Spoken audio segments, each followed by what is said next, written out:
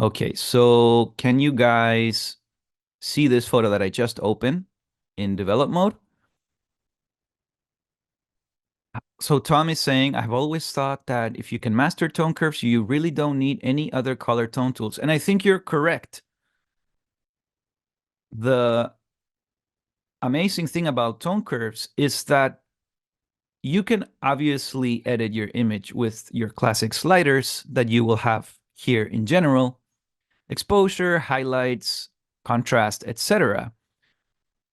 But when you increase, let's say, contrast with our slider, the contrast that is being applied to the image is you can't fine tune the contrast. And that is why tone curves allow so much more flexibility and to be a lot more precise in the edit that you want to create. Because you can mark different points in your curve and adjust them specifically to the luminance levels that you want. So let's start by the most general aspects of the tone curve. We have this graph with a histogram that shows the amount of luminance data in each area of the tone curve. On the top right, we have our whites. If we keep going down the tone curve from top right to bottom left, in the middle, right here, those are our midtones. So midtones is everything that is not either in the shadows or in the highlights, exactly in the middle. And on the bottom left, we have our blacks. So why is this line diagonal? It's because the values that are on the bottom represent absolute black or darkness. So if I, for example, bring my top number here, which is perfect white, and I bring it down, all of my image will be black. Because think about the bottom here, 0, and the top here, which is 255. It's like it's like amplitude. So 0 amplitude is black, and 255, which is the maximum number that you can actually see right here where it says whites, that's perfect white. So all of those points, those are points of luminance that we can work to edit our photos in all the ways that we want. You can, for example, apply the automatic values that appear right here on the auto button in the bottom of the tone curves panel. If I click auto, ACDSee will automatically choose my black point, my midtones point, and my whites point in relationship to my line here on the tone curve. If you want to undo any edit that you've applied, you can just click the reset icon right here. Okay, so if you guys are familiar, and it seems that a lot of you are, with tone curves, you will probably know that one of the most classic edits in the tone curves is applying an S curve. So type 0 if you don't know what an S curve is, and type 1 if you do, and type 2 if you use the S curve, or if you approach tone curves with an S curve. Great. So very varied. Yeah. Okay, so so like as I was saying, if you look online, and research about the tone curve, you will see the S curve. And the S curve, what it is this sort of classic edit that you can do in tone curves to increase contrast.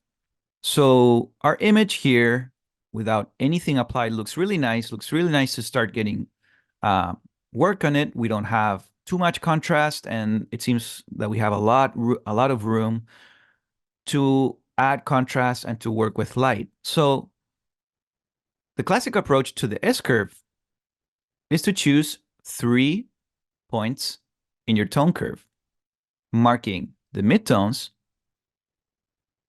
then approaching somewhere in between the midtones and the white, right there in the middle, to mark your highlights, and again somewhere in the middle in between the midtone and the black, right here, to mark your shadows. If I want to add contrast, what I need is a bigger difference between the shadows and the highlights. So if I drag this point to the bottom, I'm making my shadows darker.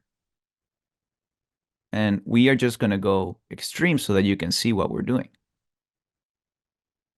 Obviously, this is a really weird edit, but you can see that I've dragged everything from this point to the left of my image. All of this luminance information, I've dragged it all almost close to full black.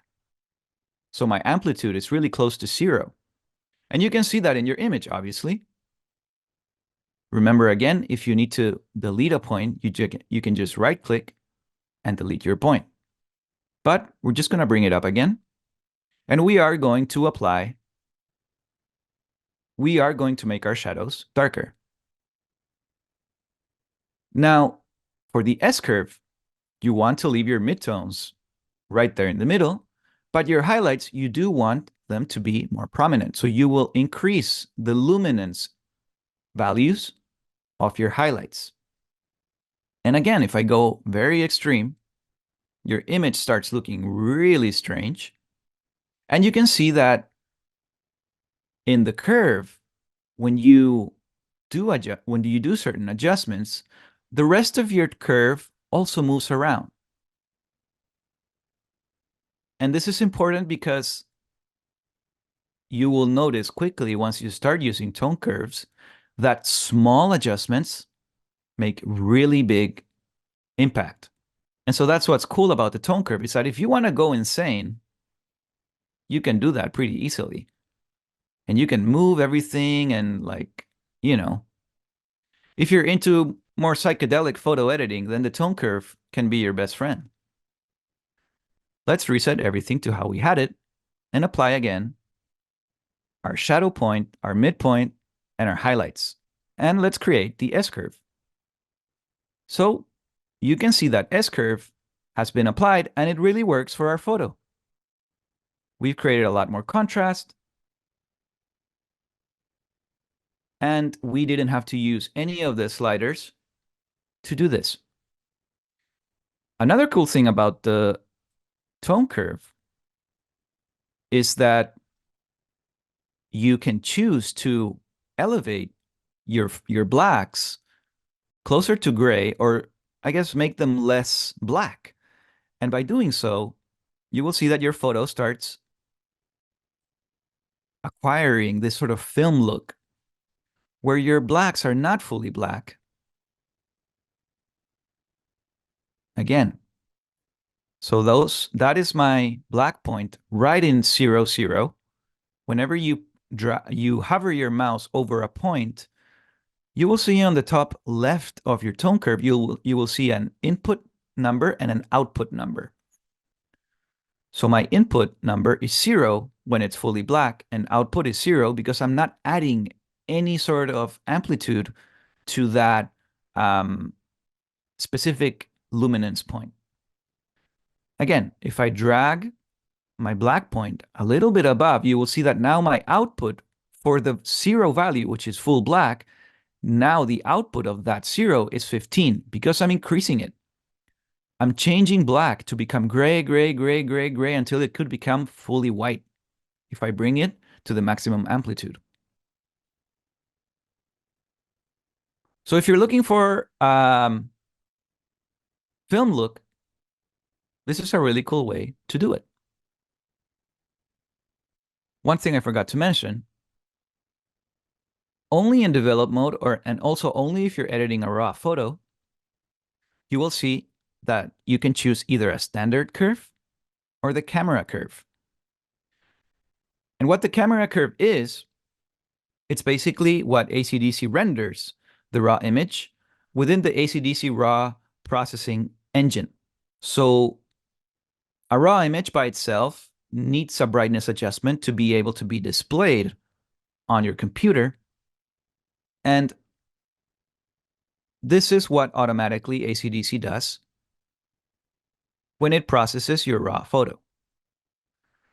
Now, you can obviously edit your S-curve or the points that ACDSee automatically added to your image, but it is not recommended because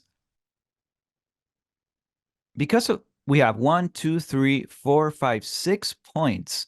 It becomes really hard to actually know what you're doing, and it's easy to get a little confused and to start, like moving things around and not really trying to guess what you're actually doing. So the recommendation, and you will see this also in the ACDSee user guide, is to just work with the standard curve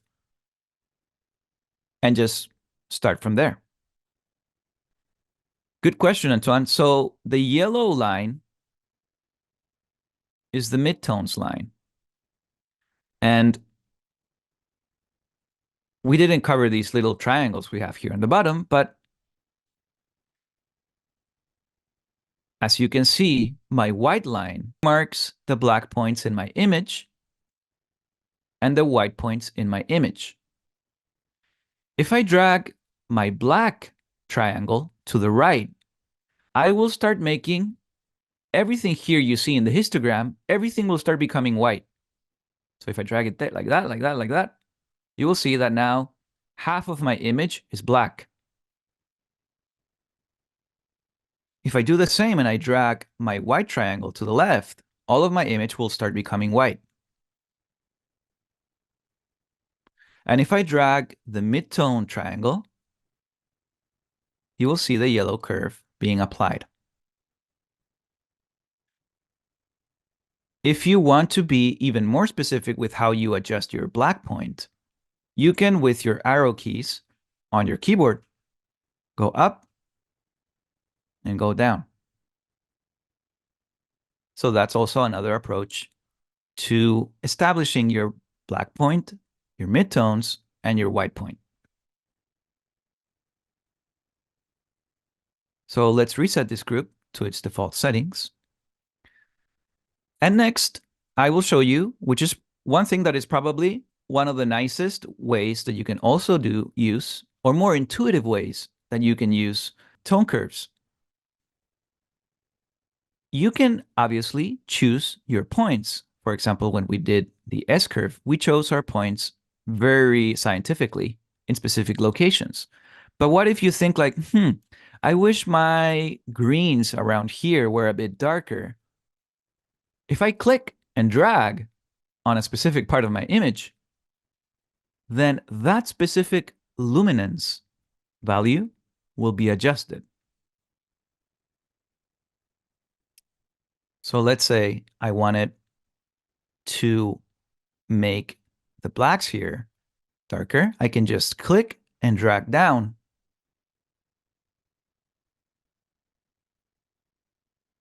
You can just click and drag down, and then you will see that on my tone curves, this dot was added, and this dot was added where I put my mouse before over the greens. So everywhere you can click and drag up and down to work on your image that way, if that's what you want, because it can definitely be a bit more precise.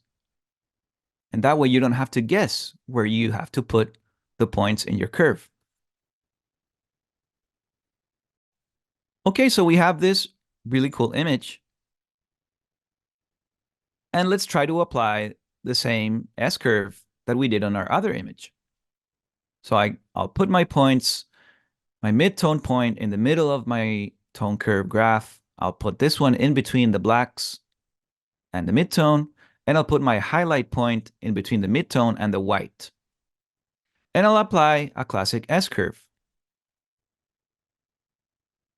So this might happen to you, and it's like, oh, I'm just applying an S-curve. Why am I not seeing, why is everything being so dark? And it's because applying S-curves like this not always works for your photo. Our highlights are actually a tiny, tiny part of our image, which is right on the top here, which is where we have a lot of sun and a lot of cloud. But most of the information on our image is shadows. And you can also see that on the histogram. So when you get close here to the whites, you will see that there's basically no information. Very little. It doesn't mean that there's no information. There's just very little information on the whites because most of our image is shadows. So that's why you see this big mountain here, closer to the blacks. So because applying an S-curve by choosing the points on the graph doesn't work in this edit, the best way to approach it is to think, okay, I want my clouds to be a little lighter and I want my mountain to be a little darker. So I'm just going to drag my mouse over the cloud here. I'm going to click and drag to the top. And you will see that that point was added left to my midtones. So these clouds are actually very, very shadowy, right? So I increased this value by a lot. And now to create contrast, I'm going to select these trees here on the bottom and drag them down. And now, again, you will see that an S-curve has also been applied, but it's a very different S-curve. So that's before and after my edit. Let's take a look at, so right now, I'm just applying my edits in all of my color profiles. But, and this is a step forward in editing, you can choose to just affect the reds, greens, and blue color channels. Obviously, if by adding blue or increasing, let's say, our curve closer to the blues, or amplifying towards the blues, our image will be blue. And what's the opposite of blue? Yellow. So if I remove blue from my image, my photo will start becoming yellow. Now, again, you can be selective on what you want your image to be, or what part of your image you want it to be yellow and what part of your image you want it to be more blue or even orange or other colors. So I lost my edit that I did before, but I'm just going to replicate it pretty quickly, bringing the clouds up and the rest of my mountain down. Right there, I have a nice contrast there. And now I want to make my clouds and maybe the sky here, the highlights of my image, I want to make them a little bit more yellow. So I will open the menu, my channel menu, and I'll go to the blues. And what I will do is I am going to drag my clouds closer to the yellow, just a little bit. And again, we did a very, very, very small adjustment that has a significant impact on the color temperature of your photo. So let's try that again. If I drag this down to remove blue, it'll be more yellow. And I only have to do it ever so slightly to achieve a really big difference in my photo. If I go crazy, then you will see how easy it is to apply big, big edits to your image if that's what you're looking for.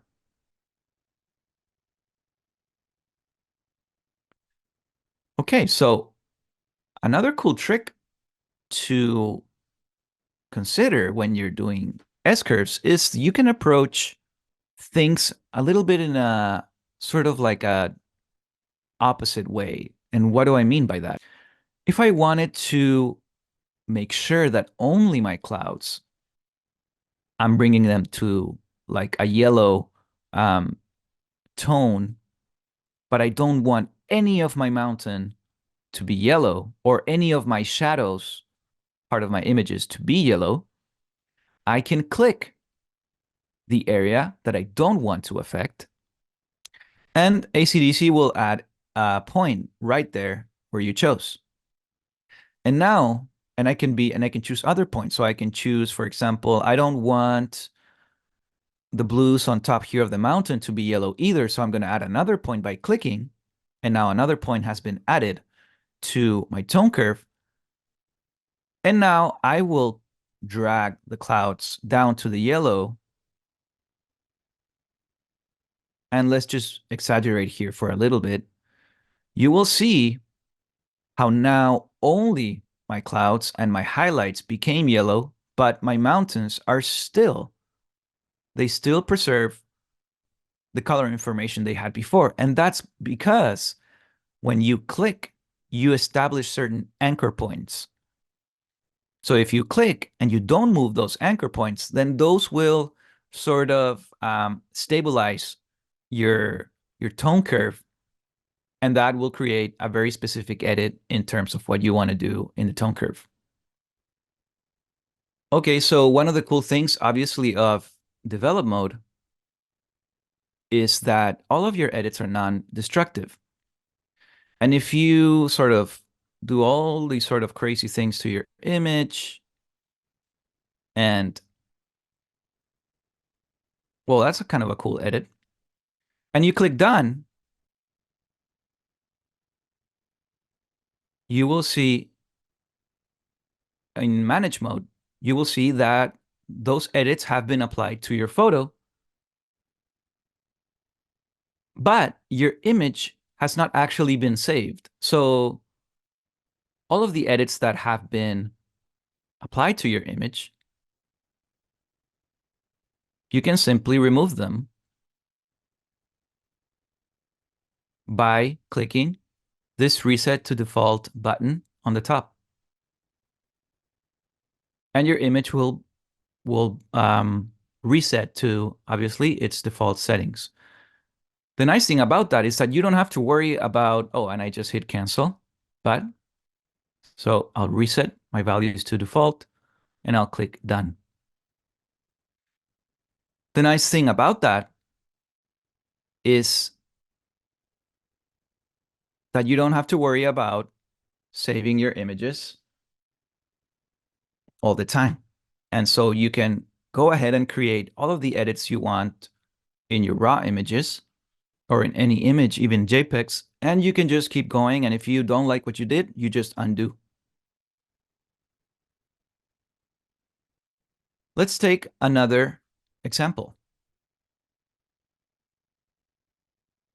So what if I try to apply a classic S-curve here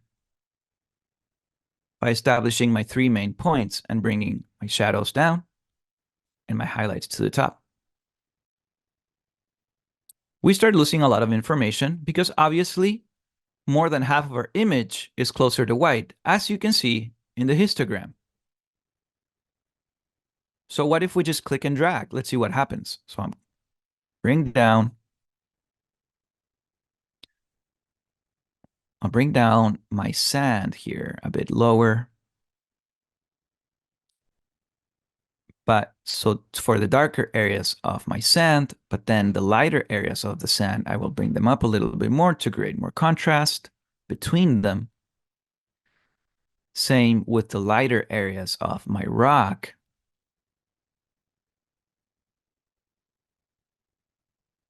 And so now as you can see, I've created more contrast, but only in the shadows of my image with only 2 points. And if I start heading up here, what if I click on this sort of dune that we have in the background? Let's see what happens if I drag it up. Obviously, it becomes more bright and we lose a lot of information. And if I drag it down, we see all of the information, the light information that we were missing. But obviously, that's not the edit that we want. And so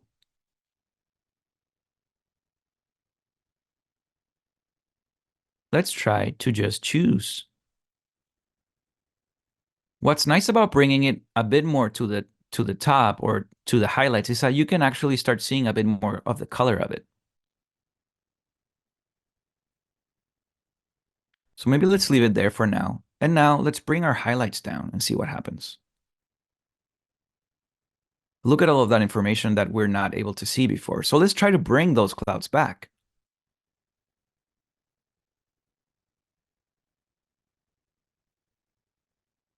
And this is a very extreme edit. As you can see, look at my white point.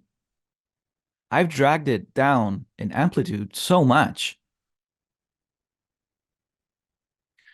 David asks, please repeat how you selected an area on the image. The only thing you have to do to select the area of the image is just click the area that you want in your photo and just drag it down or drag it up. If you drag it down, you will reduce its brightness. If you drag it up, you will increase its brightness. So let's see if we can fix this area right here in the middle just using tone curves.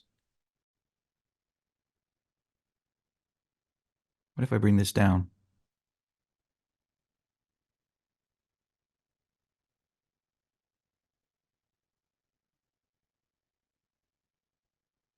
Okay, so there we go. Now we're starting to see again our mountain or our dune.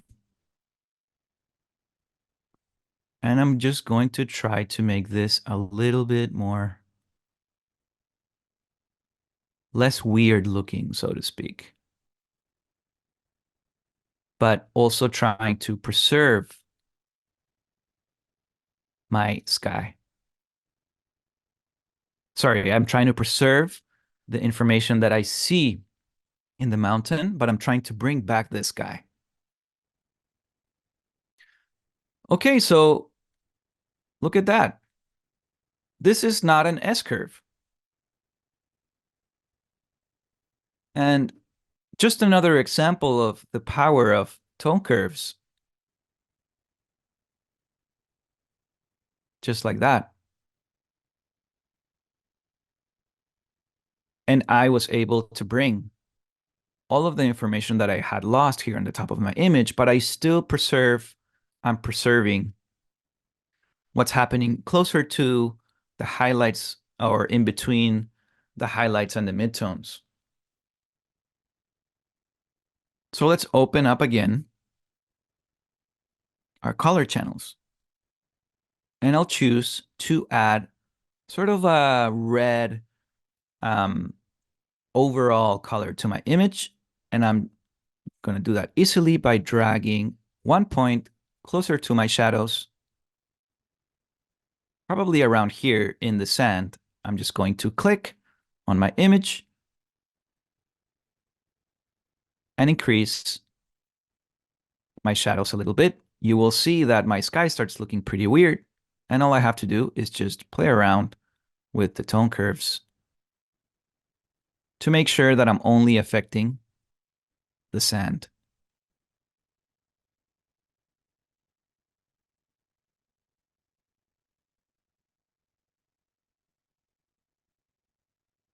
And now our image has this red tone. A lot more of a dramatic image. That's a good question, Antoine, because that's what we're going to look at now. Masks. So tone curves can definitely be used in masks. So let's give that a shot. We're going to choose our subject.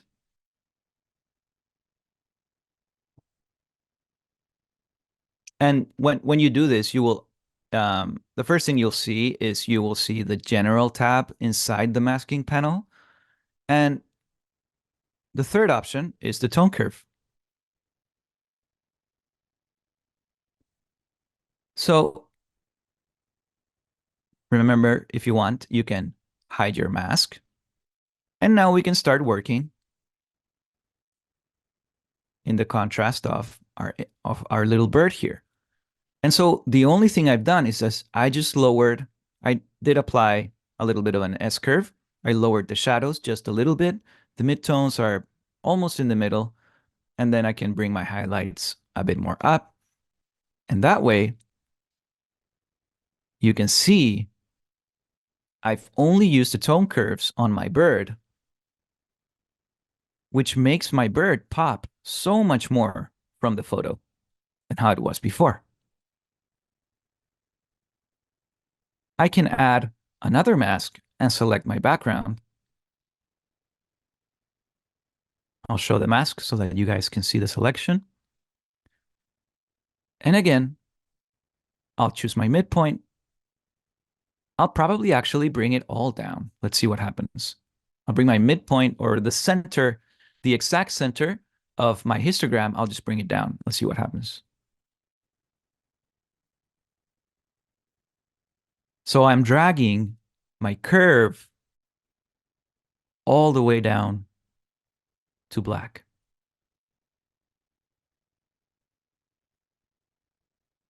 And now I have so much more contrast in my image than what I had before, because you're able to use tone curves on different masks.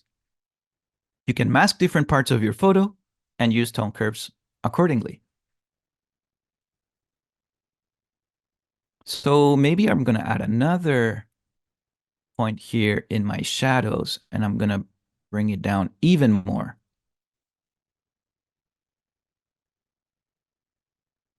So there's even more contrast being applied between the background and the subject. Sharon asks how to move between masks. All you have to do is just click. You will see every time you add a mask, you will see it right here on the bottom part of the masking panel. So I also have my color channels that I can pick if I wanted to edit those.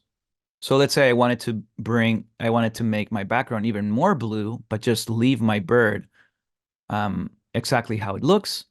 I'll just select my my background mask, and I will increase my shadows.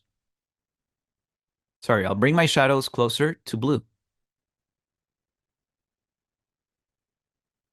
Like that.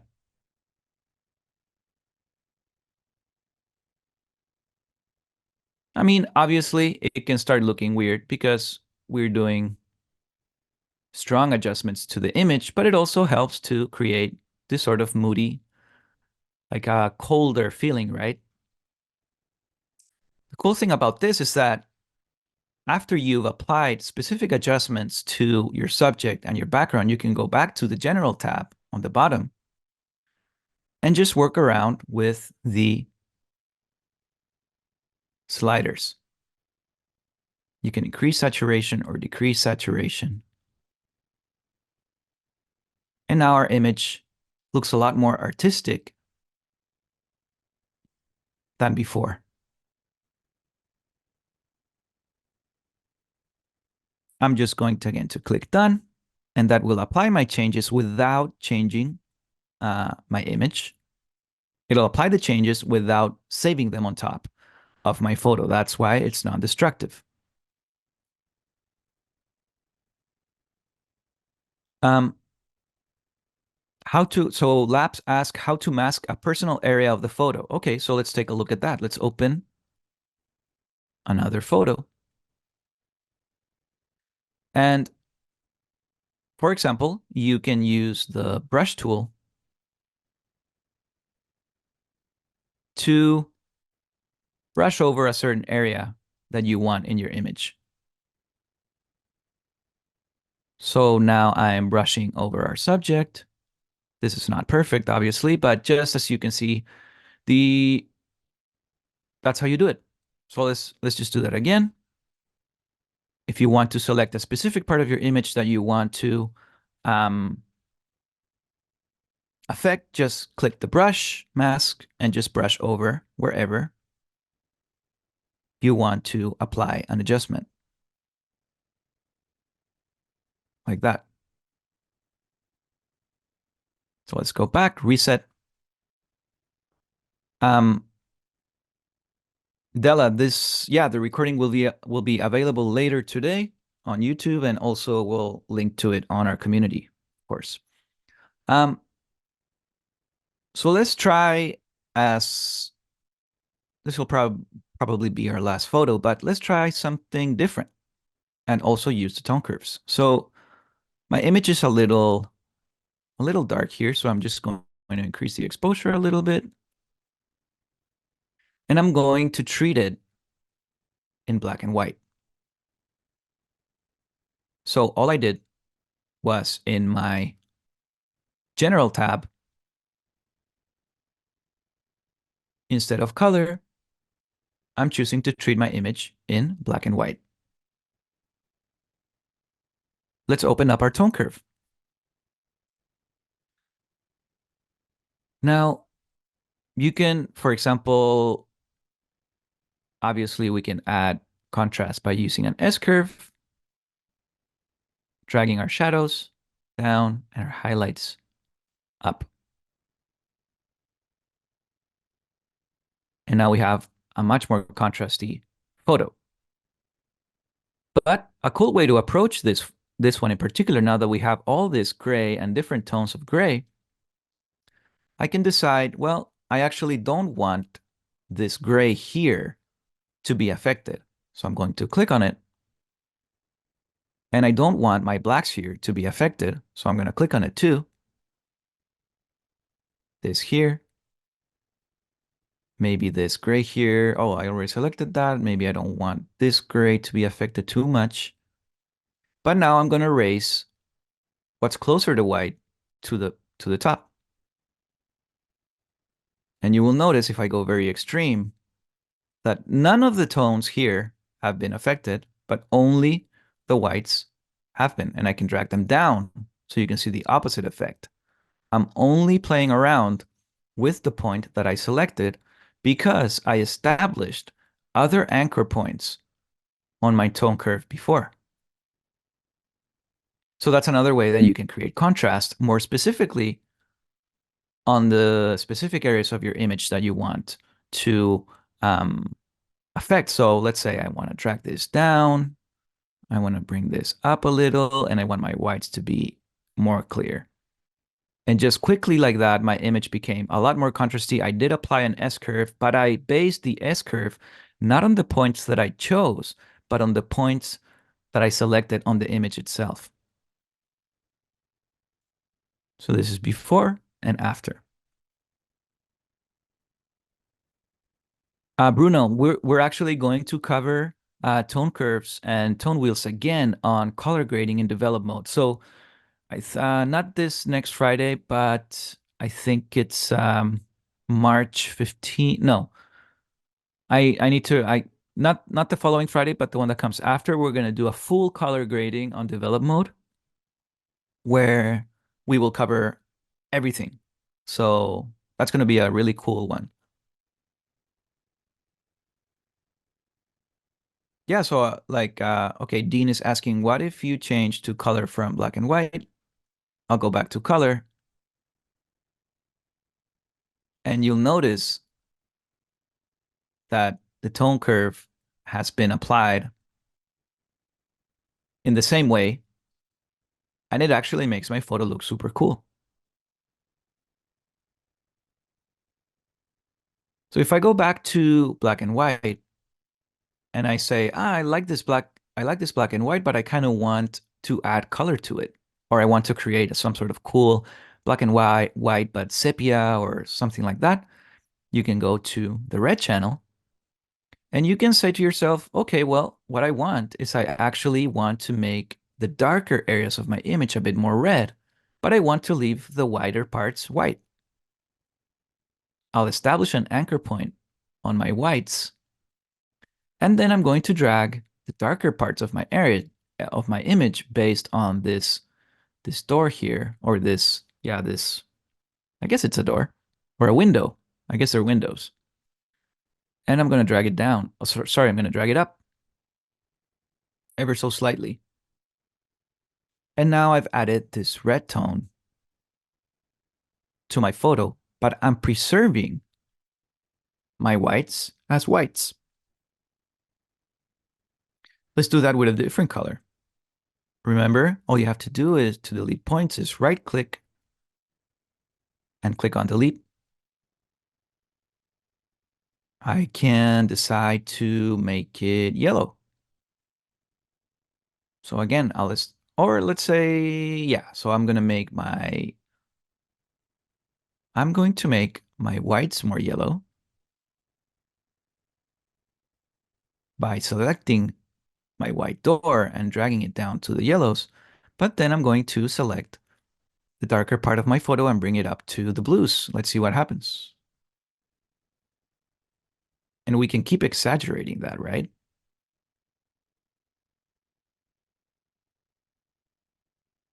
And all of a sudden I have this really cool looking picture. So that's a really cool creative way to approach tone curves when you're treating photos in black and white. If I went back to color, it's probably going to look really weird. It looks like it has a filter, like an Instagram filter. So that's kind of interesting.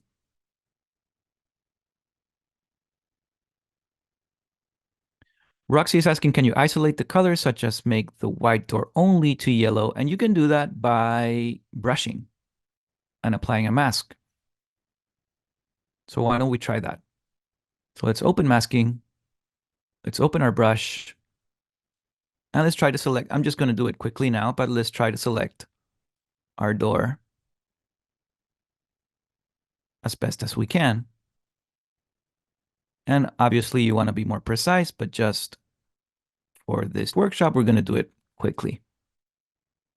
So now I've masked only my door, and I'll head over to the tone curves. I'll hide my mask, and I'm going to drag it to the yellow.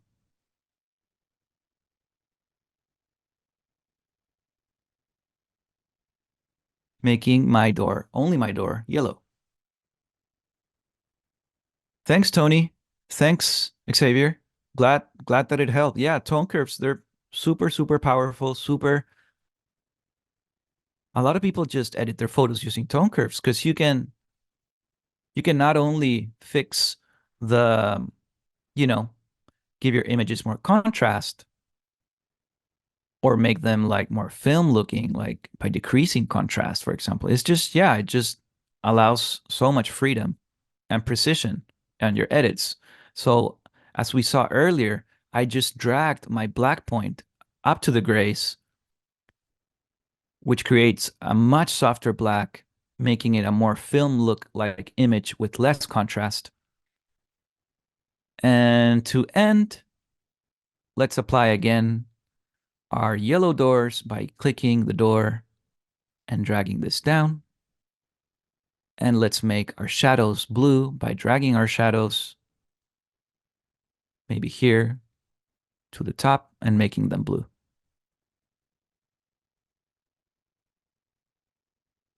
There we go. Okay. Thanks so much for joining. Thanks, Dan. Thanks, Brian. Thanks, Martin. Thank you, everyone. Wishing everyone a good weekend, and I will see you on the next workshop.